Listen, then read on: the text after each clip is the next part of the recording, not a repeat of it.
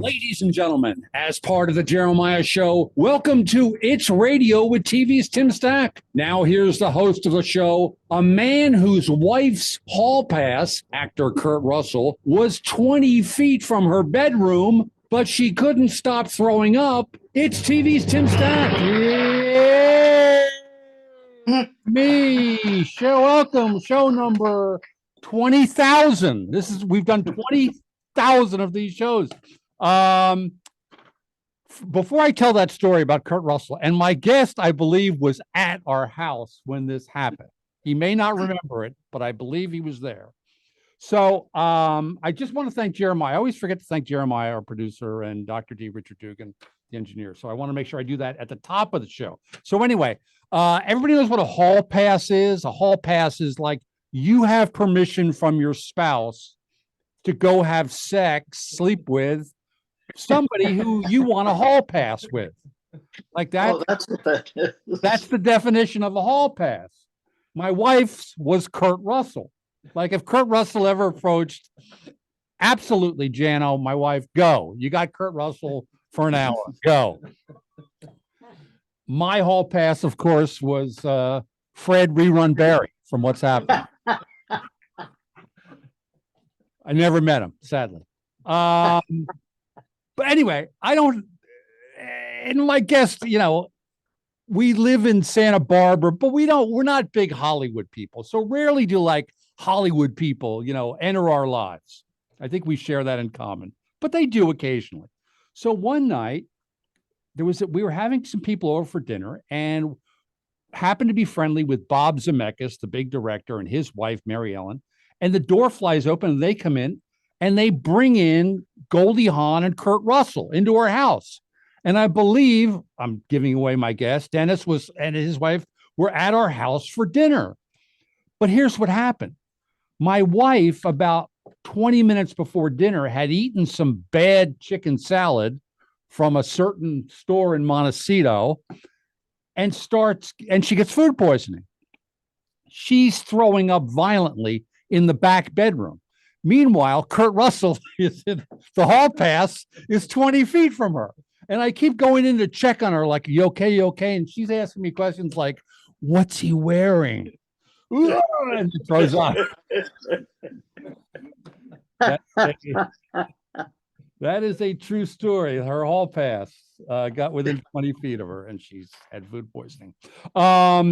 So let's introduce our guest, our only guest today. Okay. We have a clip for that. Well, Lorne, it's been a great 6 years, but it's time for me to move on. So this is really your last show? That's right. You're really leaving us, Dennis? Yes, this is it. Are you sure? Yes, sir. You're not going to come back every week and hang out on the set like Lovitz, are you? No, I'm really going, Lorne. Because that would be really pathetic. No? I mean, the man has no life. This is definitely my last show. I mean, thank God every now and then he gets a movie. Yeah, well, I'm serious. This is it for me. Well, okay. Is there anything special you'd like to do for your last show? Really? Anything, Dennis, you name it. Well, I've always wanted to say live from New York. It's Saturday night. Well, there's the camera. Be my guest. Live from New York. It's Saturday night. That was great.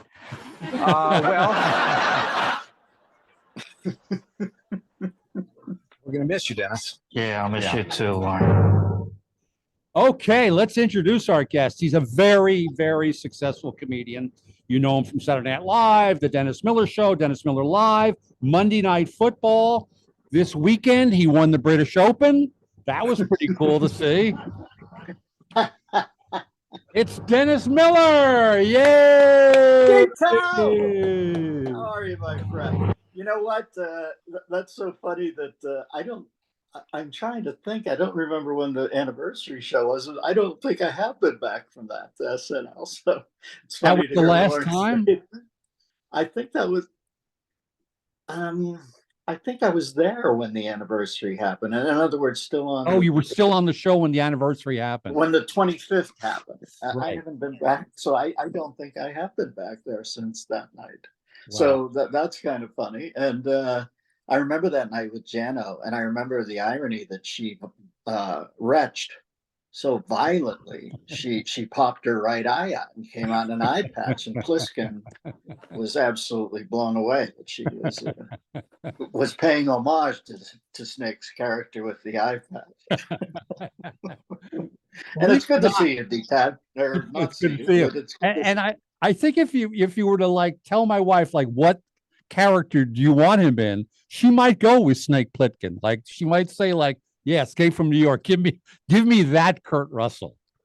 As that or Captain Ron, where he's Yeah. running around in a banana hammock.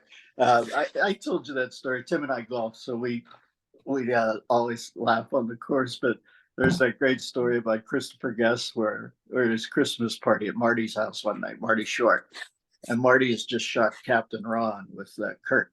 And Chris says, "What's the new film about, Marty?" Chris is so dry, he makes he makes Noel Coward look like the toilet paper tear guy in Mummenschanz. He's so dry. And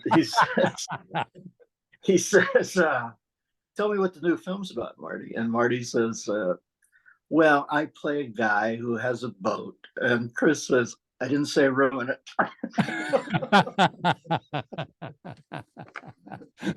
But anyway, good to talk to you, my friend. Good to talk to you. Thanks so much for being here. So I'm always interested. I just love because my insane journey to get to here where I am right now. But I always ask people like, do you remember? So here's a way of saying it. Like that first moment when you were funny, do you remember that? Like thinking like, you don't want to be a comedian, that would come later. But like, do you remember the first time you were funny? Like people laughed at what you said or did. I remember it more in a behavior mod way. I was a small kid in high school and I was pretty far outside the central circle of,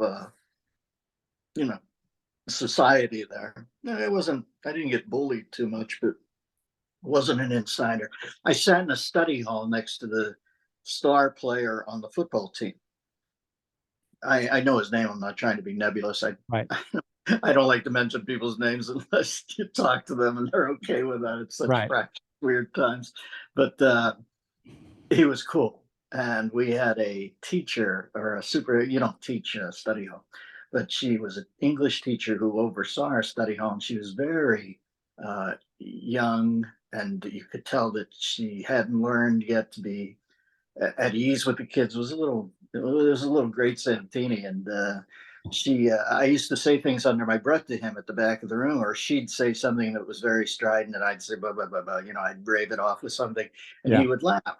And all of a sudden, the best football player, who I would have been like a gnat to him, we'd walk through the hallway after to our next class and everybody would see you.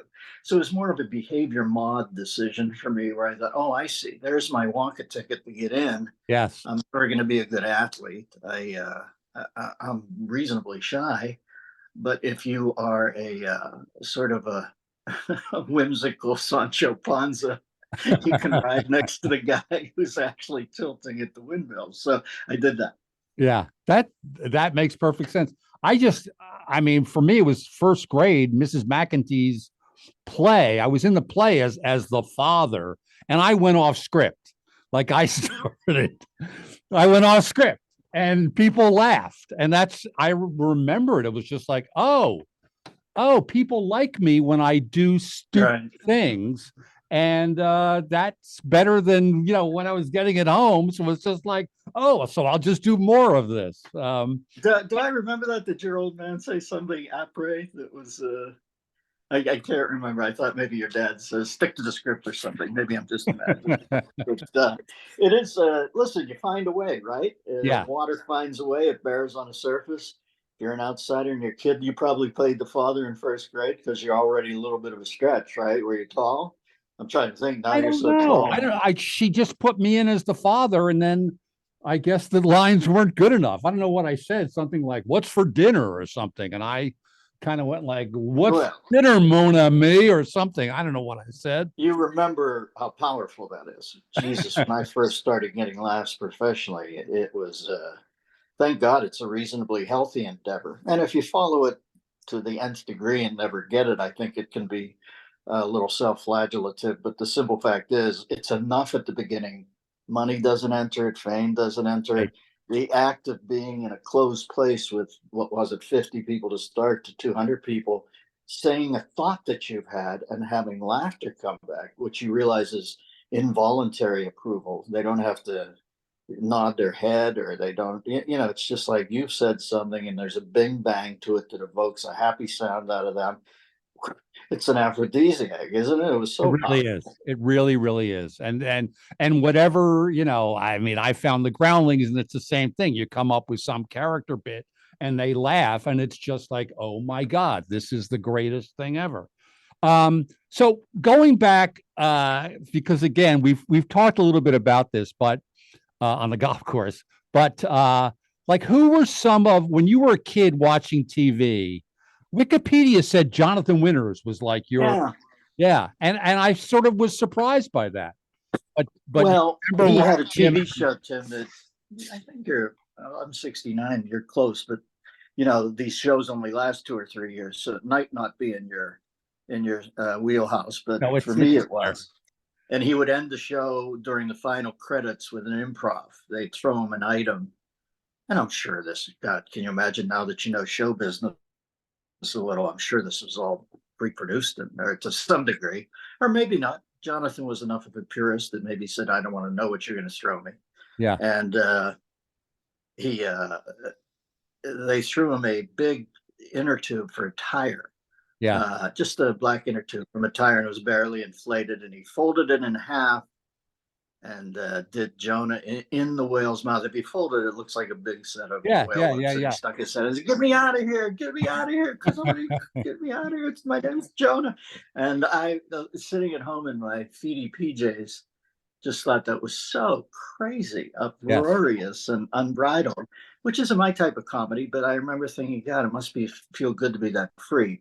So I followed Jonathan a little, and then I went to see It's Mad World.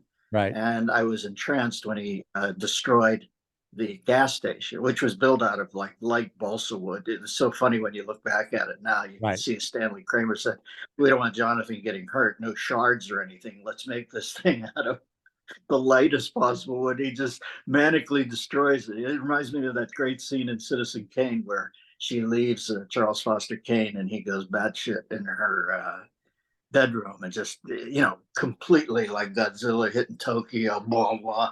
Yeah. And so I was fascinated by Jonathan. Now, later in life, we lived up here. I'm down in the pharmacy. There's a place here we all eat folks called the pharmacy.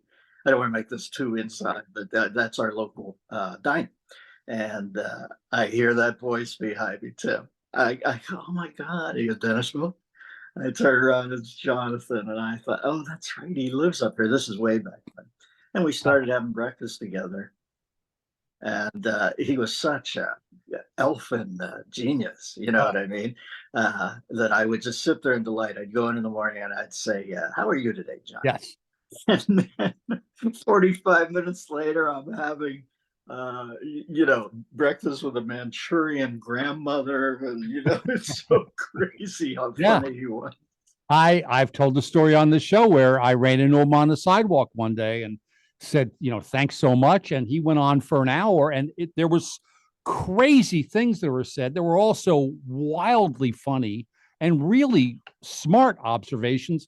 And he said to me, do one thing. Like, if I had to do it all over again, I'd do one thing. And I thought, the guy who did 1,000 things is telling me to do one thing. Anyway, that was sort of the precursor to me selling Nightstand, because I figured out what I do best, which is play an idiot, fill in the blank. And that came from him. It really was crazy how smart he was.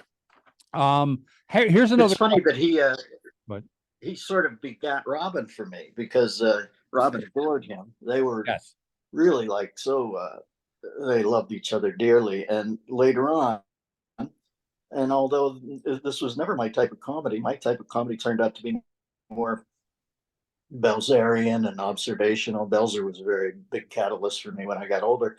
But how about Mort Saul? Did you like Mort Saul when you were a kid? I read his book a couple times, but the thing about Mort was